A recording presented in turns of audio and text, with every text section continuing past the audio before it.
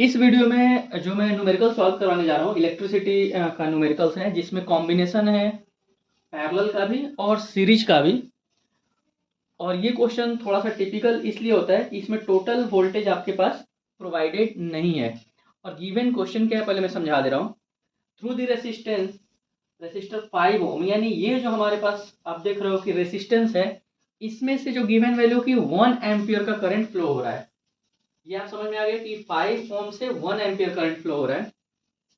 इसके बाद आपके पास देख रहे हो कि जो कॉम्बिनेशन लगा हुआ है, जो पैरेलल का कॉम्बिनेशन लगा है, ये एक रेसिस्टेंस 10 ओम का है और ये 15 ओम का है। अब क्वेश्चन क्या राइज हो रहा है ना कि what is the current through the other two resistors, यानी आपको यहां भी करंट की वैल्यू फाइंड करनी है और यहां की भी करंट की वैल्यू आपको फाइंड करनी है। सेकेंड क्वेश्चन कह रहा है what is the potential difference across A B and A C. Potential difference it means voltage. A B का वोल्टेज था बहुत इजीली यहां से निकाल लोगे, V equals to I R. V आपके पास निकालना है, आई दिया आर दिया हुआ है। बट एसी का भी वोल्टेज आपको निकालना है अक्रॉस एसी, यानी you have to find the potential difference between the B and C and then add this to value to obtain this answer. इसके बाद थर्ड क्वेश्चन जो कह रहा है what is the total resistance, it means equivalent. बहुत ये भी easy है, बहुत इजीली निकल जाएगा। स्टार्ट करते हैं हम लोग इसे सॉल्व करना क्वेश्चन नंबर फर्स्ट से। तो सबसे पहले हम क्या करते हैं यहाँ पर कि हमारे पास जो ये डायग्राम है इसका इक्विवेलेंट निकालते हैं। इक्विवेलेंट निकालने के लिए सबसे पहले इस पैरेलल का आप इक्विवेलेंट निकालोगे। तो हमारे पास पैरेलल का फॉर्मूला होता है 1/RP equals to 1/R1 plus 1/R2। तो हमारे पास R1 की वैल्यू और प्लस R2 की वैल्यू, आपको पता है ये पैरेलल कॉम्बिनेशन है। तो यहां से अगर इसका एलसीएम लेते हैं, एलसीएम लोगे तो आप इसका एलसीएम 30 आएगा। इसे सॉल्व करोगे तो ये हो जाएगा 10 3 जा इट मीन्स 3 और 15 2 जा 2, यानी 1/RP इक्वल्स टू 5/30।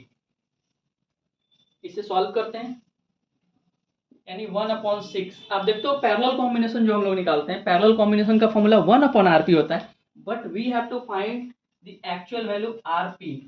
तो जब ये इन्वर्स किया हमने तो इसे भी इन्वर्स करना पड़ेगा, यानी इससे समझ में आ गया कि हमारा जो इक्विवेलेंट बना इस चीज का वो 6 ओम बना।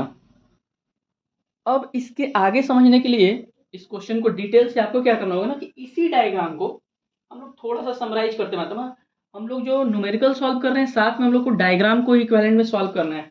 इट मीन्स ये पूरा जो है कितना बन गया 6 ओम। तो हमारे पास इसी डायग्राम को आप बना सकते हो।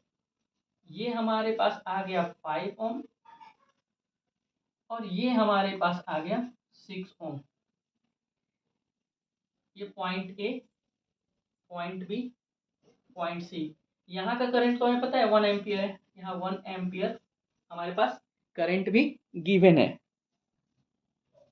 अब ये डायग्राम समझाने के पीछे मेन हमारा टारगेट ये होता है कि करंट कितना जा रहा है। यहाँ से तो करंट हमें पता है कि 1 एम्पियर जा रहा है।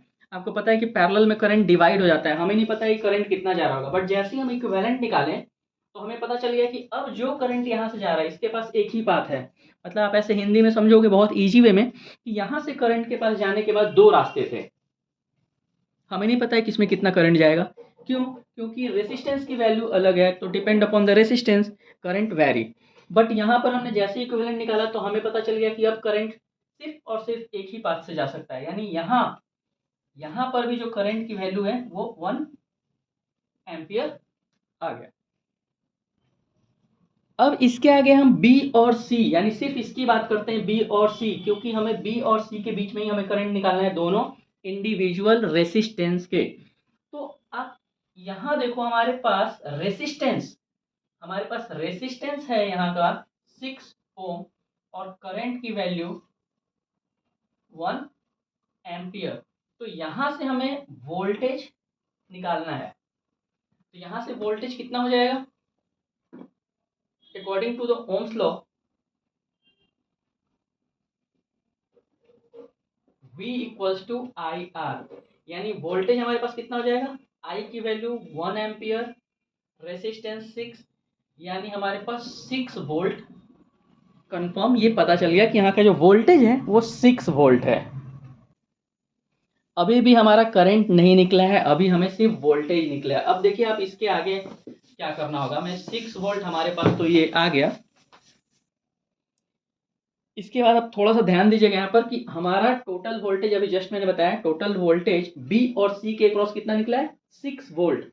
इस डायग्राम को थोड़ा सा एक बार मैं और बनाऊंगा ताकि आपको डिटेल समझ में आए। ये हमारे पास पॉइंट बी है और ये पॉइंट सी है।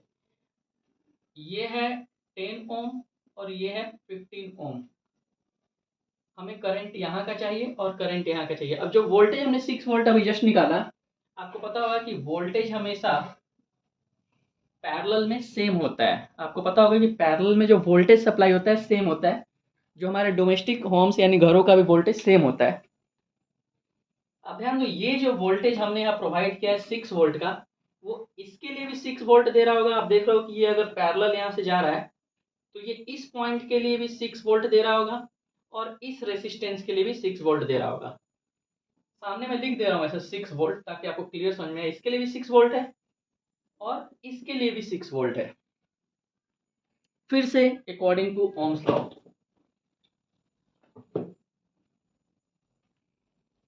अकॉर्डिंग टू ओम्स लॉ फिर से अगर हम निकालते हैं तो हमारे पास इस यहाँ का हमारे पास रेसिस्टेंस है 10 ओम और वोल्टेज है 6 वोल्ट और करंट निकालना है। तो V equals to I R, voltage की जगह आप 6 रखो, I आपको फाइंड करना है और R हमारे पास कितना है, 10 है। यानी I की वैल्यू 6/10, इट मीन्स I की वैल्यू 0.6 एम्पियर। इसे हम यहाँ जो I है इसे I1 मान लेते हैं और इसे I2 मान लेते हैं। यानी ये I1 की वैल्यू हमारे पास 0.6 एम्पियर। सिमिलरली हम इस केस में भी निकालेंगे वोल्टेज। तो R की वैल्यू हमारे पास क्या है, 15 ओम। वोल्टेज तो हमारे पास 6 वोल्ट आ गया। I2 हमें निकालना है। सिमिलरली हम I2 अगर निकालते हैं यानी 6/15, आप जब इसे डिवाइड करोगे, इसे सिंप्लीफाई करते हैं, 3 2 जा और 3 5 जा, यानी 2/5। 2/5 को जब आप डिवाइड करोगे तो आएगा 0.4 एम्पियर I2। अब आप यहाँ चेक भी कर सकते हो। देखो, अब आप एग्जाम में बैठे हो, कहीं बैठे हो, आंसर तो आपके पास अवेलेबल है नहीं। आप यही चेक कर सकते हो कि आपका आंसर सही है कि नहीं।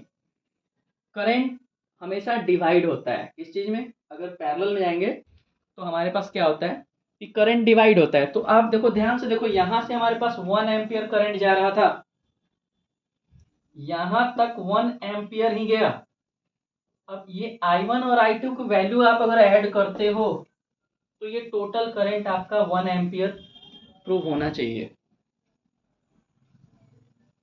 तो हमारे पास अभी तक सिर्फ और सिर्फ हमने फर्स्ट क्वेश्चन सॉल्व किया कि current across the other two resistance. अब इसके आगे क्वेश्चन सेकंड हम लोग डील करते हैं। अब हम लोग चलते हैं क्वेश्चन नंबर सेकंड कि what is the potential difference across A B and A C. तो सबसे पहले ए बी के लिए potential difference across A B,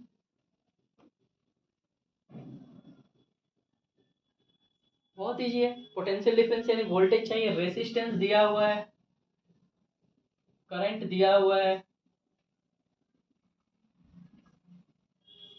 और वोल्टेज निकालना है। V equals to I R, यानी हमारे पास वोल्टेज हमारे पास निकालना है, करंट हमारे पास 1 एम्पियर है और ये 5 है, इट मीन्स 5 वोल्ट। ऐसा यूनिट होता है 5 वोल्ट।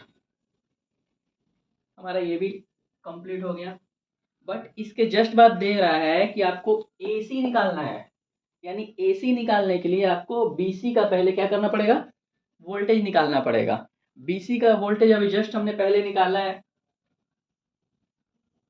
BC का जो वोल्टेज हमने कितना निकाला था, 6 वोल्ट। तो यहाँ हमें टोटल करना पड़ेगा क्योंकि AC बोल रहा है।